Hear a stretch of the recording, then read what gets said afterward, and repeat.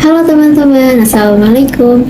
Kami dari kelompok 2 evaluasi program akan membahas tentang salah satu model evaluasi yaitu CIPP atau konteks, input, proses, dan produk.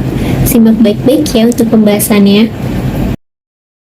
Pengertian model evaluasi CIPP.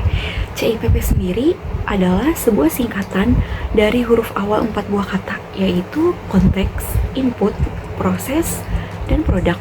Yang dimana konteks ini adalah evaluasi terhadap konteks, input yaitu evaluasi terhadap masukan, proses yaitu evaluasi terhadap proses, dan produk adalah evaluasi terhadap hasil. Model evaluasi CIPP yang dikembangkan oleh Staffelbaum bertujuan untuk memperbaiki kurikulum dan mengambil keputusan terkait program pendidikan.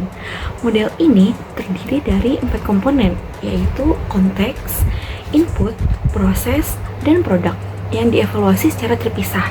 Evaluasi ini dimulai dengan konteks yang mencakup lingkungan sekolah dan faktor luar. Evaluasi input meninjau efektivitas dan efisiensi strategi kurikulum.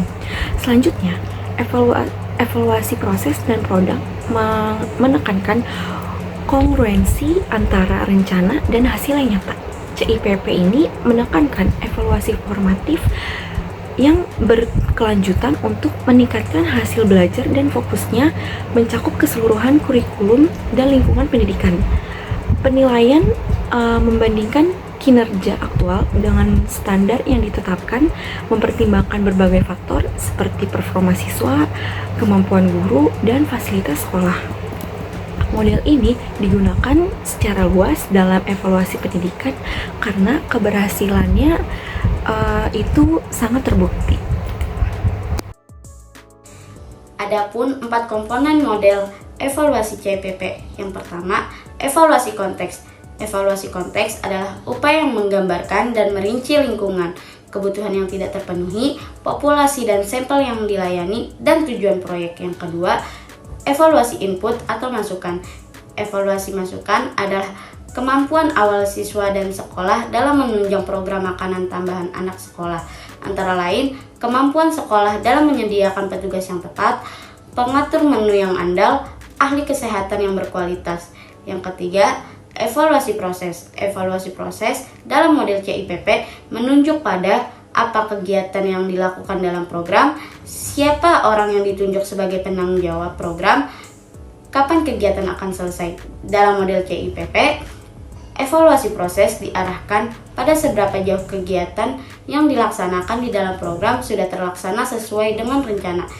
Dan yang keempat, evaluasi produk atau hasil. Evaluasi produk diarahkan untuk mencari jawaban. Evaluasi ini berupaya mengidentifikasikan dan mengakses keluaran dan manfaat, baik yang direncana atau yang tidak direncana, baik jangka pendek maupun jangka panjang. Dapat 4 tujuan dari evaluasi CIPP, yaitu yang pertama konteks evaluation to serve planning decision, di mana konteks evaluasi untuk membantu administrator merencanakan keputusan, menentukan kebutuhan program, dan merumuskan tujuan program.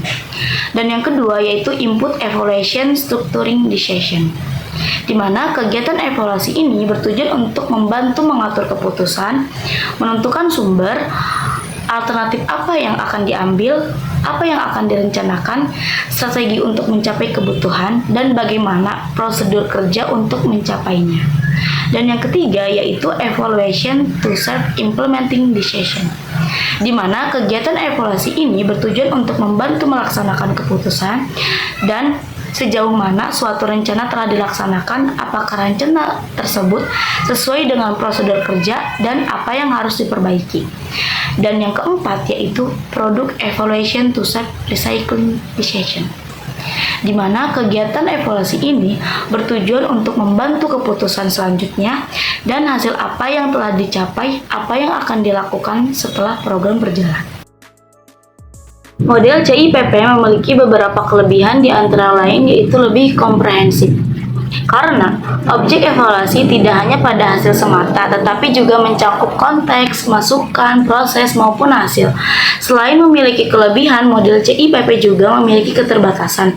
Di antara lain yaitu penerapan model ini dalam bidang program pembelajaran di kelas mempunyai tingkat keterlaksanaan yang kurang tinggi jika tanpa ada modifikasi. Hal ini dapat terjadi karena untuk mengukur konteks, masukan maupun hasil dalam arti yang luas akan melibatkan banyak pihak yang membutuhkan waktu dan biaya yang lebih tinggi.